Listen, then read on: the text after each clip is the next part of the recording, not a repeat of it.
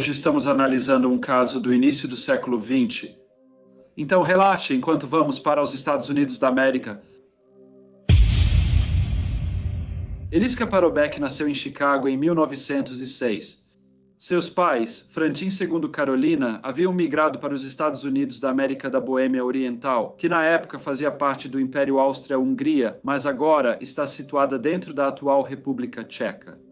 Embora tenham dado aos seus filhos nomes de sua terra natal, todos sempre se referiam a Eliska como Elsie, e František era conhecido como Frank. A vida dos imigrantes tchecos falantes da língua no início do século XX em Chicago mesclava desafios e oportunidades. Muitos se estabeleceram em comunidades unidas, onde podiam se comunicar com amigos e vizinhos em sua própria língua e preservar sua identidade cultural. No entanto, eles trabalharam duro e contribuíram para o crescimento industrial e econômico da cidade. O pai de Elsie era pintor e a mãe cuidava da família numerosa em casa. Não era incomum para crianças pequenas brincarem ao ar livre sem a supervisão de um adulto.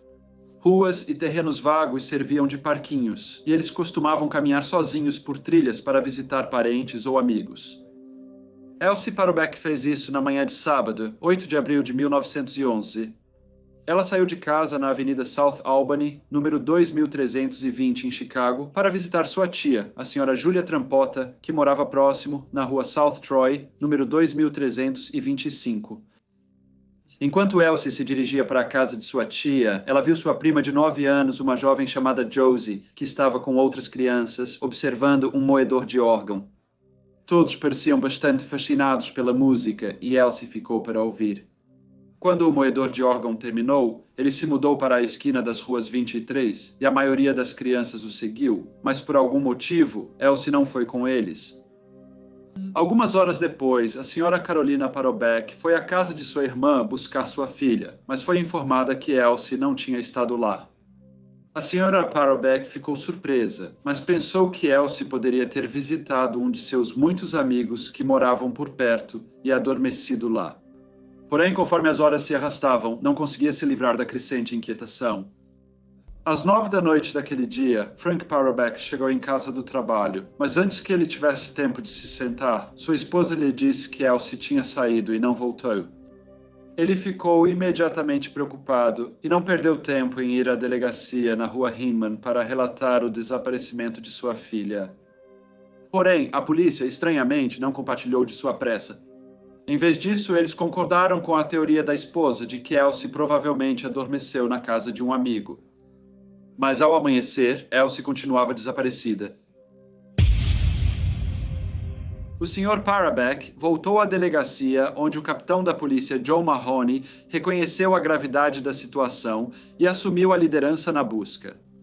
Ele ordenou que seus oficiais se empenhassem ao máximo para encontrar a jovem desaparecida. Detetives foram contatados de diferentes delegacias e uma investigação minuciosa começou. Quando a notícia do desaparecimento de Elsie se espalhou, John Jaroski informou aos oficiais sobre uma observação peculiar que ele havia testemunhado. Segundo John, ele havia visto uma carroça cigana na Avenida Kedzie, que ficava a apenas um quarteirão a oeste das ruas Troy. Ele disse que na carroça estavam 2 mulheres, uma das quais segurava uma menina jovem que se encaixava na descrição de Elsie. Com base nessas informações, a polícia focou em uma área próxima, onde pessoas ciganas haviam se estabelecido com suas carroças. Próximo ao rio, eles falaram com os moradores dos acampamentos e descobriram que uma das carroças havia partido após arrumar suas coisas. Na manhã do dia 9 de abril, a polícia agora acreditava que Elsie havia sido levada por alguém da comunidade cigana, provavelmente para que ela pudesse ser colocada para trabalhar. Mendigando nas ruas, essa teoria logo ganhou força devido às impressionantes semelhanças entre o desaparecimento de Elsie e um incidente anterior envolvendo uma criança chamada Lillian Wolf. Lillian foi levada 4 anos antes, mas encontrada depois de uma investigação policial numa tentativa desesperada de achar sua filha. O pai de Elsie ofereceu suas economias de vida, uma soma de $50, como recompensa por qualquer informação que levasse ao seu retorno seguro, não querendo deixar nenhuma pedra sem virar. O chefe de polícia ordenou a drenagem dos canais, pois temia que Elsie pudesse ter caído e se afogado. Houve também um apelo ao público pedindo assistência nos esforços de busca. Por volta dessa época, uma menina de 14 anos chamada Emma Kubat, que morava na mesma rua que um Parabex, informou aos oficiais que a última vez que viu a pequena menina foi na companhia de um moedor de órgão. Os detetives foram imediatamente para o bairro italiano, localizado nas ruas West 14th e South Halsted. Eles revistaram muitas propriedades, mas suas investigações não renderam informações substanciais. A teoria do moedor de órgão não foi mais perseguida. No dia 12 de abril, uma fotografia de Elsie, que havia sido aprimorada por um artista, apareceu nos jornais. Ela foi descrita como pequena, com cabelos loiros claros e olhos azuis. Quando ela desapareceu, estava usando um vestido vermelho de uma peça só, sapatos de renda e meias pretas. Sua imagem também foi impressa nas edições subsequentes dos jornais, e isso serviu como um lembrete da busca em andamento e manteve Elsie na vanguarda da mente das pessoas. Mas à medida que os dias passavam sem qualquer avanço significativo, a angústia da família Parabeck se aprofundava. No dia 17 de abril, os jornais apresentaram não apenas uma foto de corpo inteiro de Elsie, mas também imagens de seus pais, Frank e Carolina, bem como da irmã de Carolina, Julia. Havia também um aviso da polícia para a comunidade se manter alerta. Enquanto a polícia retornava à teoria de que alguém da comunidade Romani a havia levado, Frank Parabeck acompanhou os detetives para tentar encontrar a carroça em que a polícia acreditava que Elsie poderia estar viajando. Foi relatado que agora ela pode estar em Round Lake, Illinois, uma pequena cidade situada aproximadamente 50 milhas a noroeste de Chicago. Os agricultores locais foram informados e solicitados a ficar atentos à chegada de qualquer carroça Romani e qualquer sinal da menina desaparecida. No entanto, em vez de cooperar com as autoridades, alguns dos agricultores tomaram as coisas em suas próprias mãos. Eles confrontaram a comunidade Romani, até mesmo tentando buscas não autorizadas em suas propriedades. Em meio ao caos, muitos deles deixaram o acampamento e se dirigiram para a vila de Volo, no condado de Lake. Logo depois, há relatos de que uma criança que muitos residentes acreditavam ser Elsie foi vista em uma carroça Romani. Dizia-se que a criança parecia desorientada ou possivelmente sob a influência de uma substância e que esforços foram feitos para escondê-la sob um cobertor. As pessoas locais tentaram novamente procurar nas carroças, mas isso apenas resultou em eles se mudarem novamente, desta vez para a cidade de McHenry, aproximadamente 50 milhas a noroeste de Chicago. A polícia finalmente interceptou a carroça que estavam procurando, mas a saga terminou com uma revelação decepcionante. A pequena menina em questão era, na verdade, membro da comunidade Romani e tinha pouca semelhança com Elsie. As autoridades pareciam estar sem pistas sobre o paradeiro da menina desaparecida. No dia 17 de abril, o capitão da polícia Mahoney recebeu uma ligação anônima informando que uma criança correspondente à descrição de Elsie havia sido vista acompanhando um homem em um hotel em Western Springs, Illinois. Detetives foram prontamente enviados, mas infelizmente, mais uma vez, a busca deles não obteve resultados. Enquanto isso, repórteres questionaram a polícia sobre um suposto bilhete de resgate que havia sido enviado para Carolina Parabeck, exigindo $500 pela libertação segura de Elsie. Embora os oficiais não tenham confirmado nem negado a existência da nota, eles reconheceram a possibilidade de sua autenticidade. No entanto, eles confirmaram que apenas alguns dias após Elsie ter desaparecido, seu pai Frank começou a receber cartas anônimas e insultuosas que foram escritas em inglês. As cartas acusavam a família de maltratar Elsie e afirmavam que ela estava escondida por alguém que os odiava. Isso enfureceu muito Frank contra o conselho dos detetives. Ele queimou as cartas. 3 dias depois, no dia 20 de abril, o irmão de 6 anos de Elsie, Frank Jr., foi visto com uma picareta e uma pá cavando nas ruas de South Troy. Quando questionado, ele disse que homens estavam trabalhando na estrada quando sua irmã desapareceu e ele ouviu seus pais dizendo que Elsie poderia ter caído em um buraco e sido enterrada sob areia e cascalho que caíam. Os trabalhadores foram questionados e garantiram às autoridades que teriam notado qualquer incidente do tipo.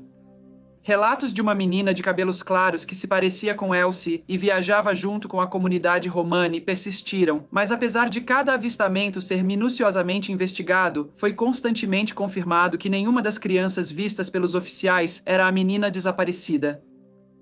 Lillian Wolfe, de 11 anos, se ofereceu para ajudar. Tendo vivenciado um sequestro e 6 dias de cativeiro, ela possuía percepções valiosas sobre os comportamentos e costumes da comunidade Romani. Um dos ex-sequestradores de Lillian, que agora estava na prisão, recomendou que os oficiais falassem com Elijah George, uma figura respeitada dentro da comunidade Romani. A polícia o localizou em Argyle, Wisconsin, mas quando questionado pelos detetives, ele não foi muito cooperativo e disse que não sabia nada sobre a criança desaparecida. O inspetor Healy agora questionava se Elsie havia sido realmente sequestrada e ordenou buscas no canal de drenagem e outros locais onde ela poderia ter caído. Apesar da busca contínua e de inúmeros relatos de avistamentos, nenhum levou à descoberta da menina desaparecida. No dia 23 de abril, o tenente John Costello declarou que todas as pistas no suposto sequestro haviam se esgotado. Ele temia que Elsie tivesse sido ferida e seu corpo escondido em uma adega ou celeiro próximo. Equipes de busca foram organizadas e detetives revistaram edifícios procurando possíveis esconderijos. Os vagões da comunidade Romani foram monitorados e alertas emitidos para departamentos de polícia próximos. Avistamentos de Elsie continuaram a ser relatados e uma pessoa se apresentou dizendo que, após ver a jovem garota com o moedor de órgão no dia em que ela desapareceu, ela foi vista novamente, mas desta vez conversando com um homem desconhecido. Os jornais continuaram a relatar a história diariamente, então ela sempre estava presente na mente do público. O Chicago Daily News descreveu os esforços de busca como uma das buscas mais extensas e abrangentes já feitas por uma criança desaparecida. A comunidade tcheca em Chicago se uniu para mostrar solidariedade com os Parabécs. O prefeito Carter Harrison Jr. e o vereador Anton Cermak tomaram medidas proativas ao oferecer recompensas por qualquer informação que levasse à localização da pequena menina. O tenente Costello ainda acreditava que ela poderia ter caído acidentalmente em um canal de drenagem próximo, e isso provocou uma nova concentração na área. No entanto, nenhum sinal da criança desaparecida foi descoberto. Já fazia um mês desde que Elsie havia desaparecido, e no dia 7 de maio, o capitão da polícia Mahoney chegou à arrepiante conclusão de que a jovem menina estava morta. Apesar dessa dura realidade, ele jurou perseguir incansavelmente a busca por ela, recusando-se a ceder até que a justiça fosse feita e o caso encerrado. 2 dias depois, no dia 9 de maio de 1911, na usina de Lockport, a 35 milhas fora de Chicago, um engenheiro elétrico chamado George T. Scully avistou algo flutuando no canal sanitário e de navegação de Chicago. Inicialmente pensando que era um animal de uma fazenda próxima, junto com colegas, ele saiu para recuperá-lo, mas todos ficaram horrorizados ao descobrir que era, de fato, o corpo de uma jovem menina. Eles notaram as marcantes semelhanças entre o corpo que haviam encontrado e a descrição da criança desaparecida, Elsie Parabeck, sobre quem haviam lido nos jornais. As autoridades foram contatadas e o tenente da polícia Costello informou o Sr. e a Sra. Parabeck. O pai de Elsie, Frank, foi então solicitado a identificar o corpo. Porém, no início ele teve dificuldade em reconhecer a jovem morta como sua filha. Em um momento de cortar o coração, Carolina, sua esposa, deu um passo à frente e, ao ver a criança falecida, confirmou que o corpo era de Elsie. Arranjos foram rapidamente feitos para uma investigação ser realizada na funerária, presidida pelo legista William Wunderlich e um júri composto por vários membros da comunidade. Frank Parabeck testemunhou afirmando ter certeza de que sua filha foi assassinada. Ele afirmou, através de um tradutor, que Elsie havia sido sequestrada e depois assassinada, e que o autor deste terrível crime havia posteriormente descartado seu corpo no canal. Carolina foi dominada pela tristeza e fugiu do inquérito, alegando que Elsie havia sido assassinada. Apesar dos esforços de seu marido e detetives para acalmá-la, ela correu pelas ruas gritando: "Alguém matou minha filha." 2 médicos, Dr. E. A. Kingston e Dr. W. R. Paddock, confirmaram a ausência de água nos pulmões de Elsie, descartando o afogamento como causa da morte. Dr. Kingston afirmou que Elsie havia sido atacada e assassinada antes de ser jogada na água, enquanto Dr. Paddock notou sinais de ferimentos antes dela ter morrido. Eles também acreditaram que o corpo estava na água por cerca de 2 semanas. O tenente Costello disse à imprensa que acreditava que Elsie havia sido maltratada e sugeriu que os perpetradores não eram da comunidade Romani. Ele também afirmou que Elsie foi abusada antes de morrer.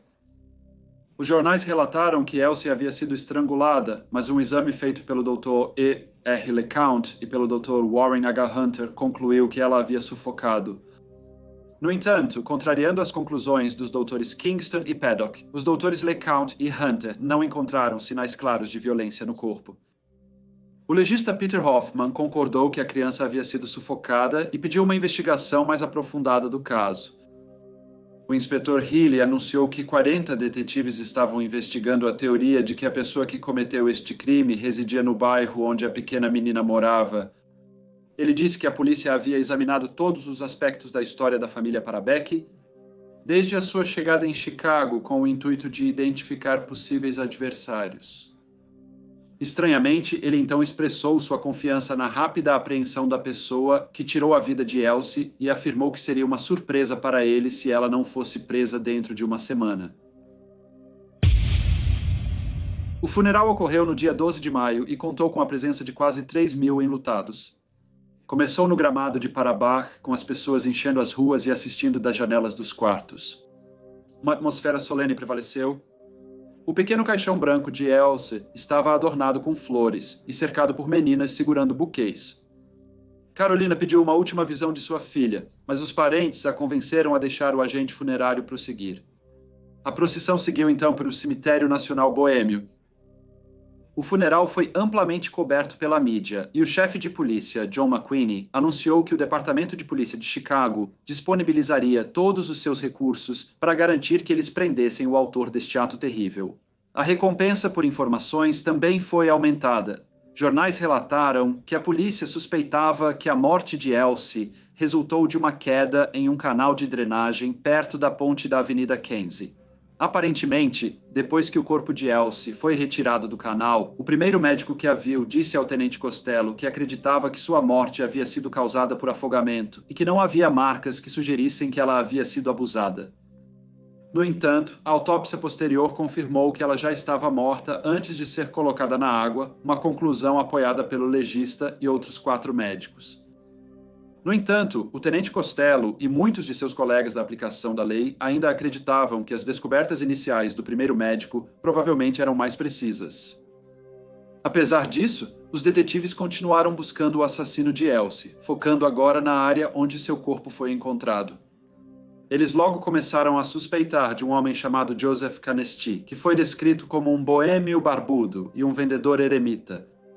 Foi alegado que este homem atraía jovens meninas para sua moradia perto do canal de drenagem na West 33th Street e South Kedzie Avenue, que ficava perto da residência Parabeck. Uma busca em sua cabana revelou possíveis evidências, incluindo uma fita de cabelo verde. Havia também sinais de uma escavação rasa e a presença de um saco de cânhamo envelhecido, que os detetives acreditavam que poderia ter potencialmente escondido um corpo.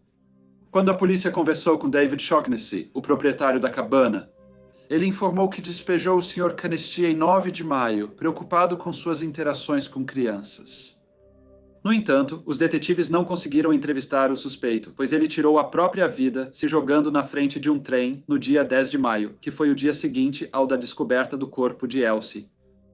No dia 15 de maio, a polícia anunciou que não acreditava que Joseph Canesti fosse responsável pela morte de Elsie, mas não deram mais informações sobre como chegaram a essa conclusão.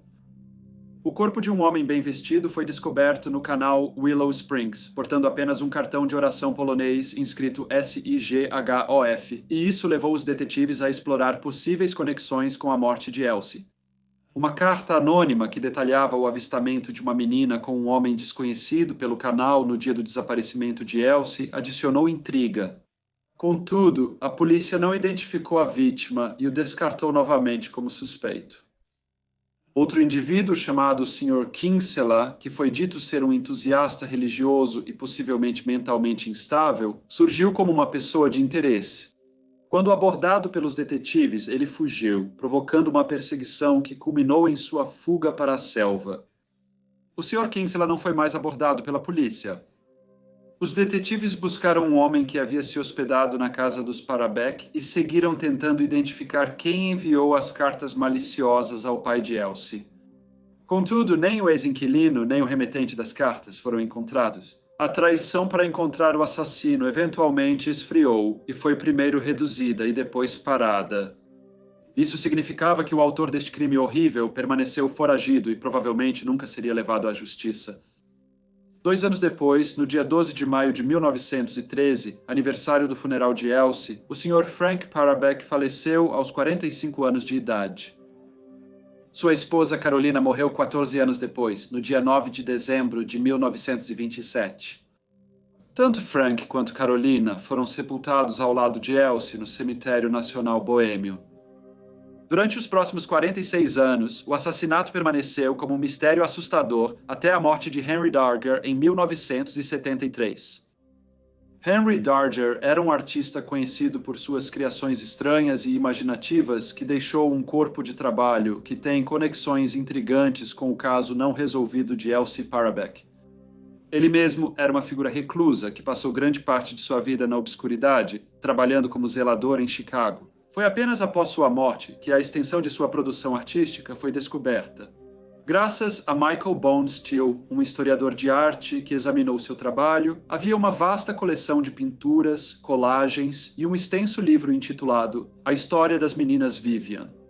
Isso foi acompanhado por ilustrações intricadas.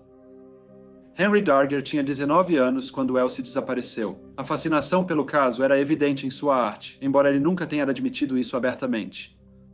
Temas de inocência, violência e a busca por justiça ressoam em seus escritos e desenhos, apresentando uma semelhança assustadora com os eventos em torno do desaparecimento de Elsie e subsequente assassinato em 1911.